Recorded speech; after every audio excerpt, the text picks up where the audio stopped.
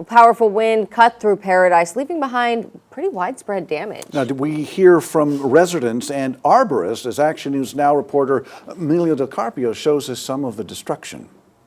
And that was a very strong wind event, so. What's the worst one you can remember? That was pretty darn close. Yeah? Yeah, that was pretty darn close. We didn't used to have winds like this.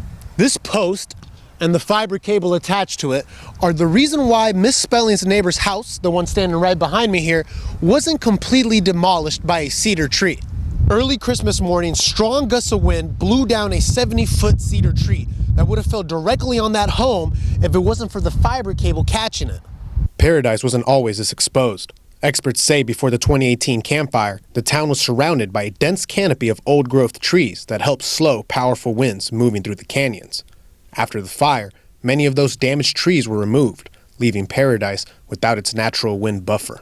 So all of these trees left here in town did not build up the reaction wood and the root systems needed to keep the tree standing. And we've had more rain than normal the last few years, definitely. So the soil saturation, along with the wind, is just causing trees to uproot all over the ridge. The fallen cedar was just one of several trees brought down by the wind Christmas morning. A short drive away in Paradise, crews with All Things Trees responded to another call where a 120-foot ponderosa pine toppled onto a home, splitting the structure down the middle. I arrived at about 5:30 in the morning. I met the homeowner. CAL FIRE introduced me, and she said, we're here, whatever we could do to quickly get the tree out of her house and mitigate further damage. That lady, how was she? Where was she when it happened? She was in her bedroom when the tree came down, which is just to the right of where the damage is on the deck there. She was asleep in bed, she and her husband both. Clark says situations like this are often preventable. While nature can be unpredictable, regular tree inspections, checking for fire damage, root crown issues, lifting, cracks, or other signs of decline can help identify hazards before they become dangerous.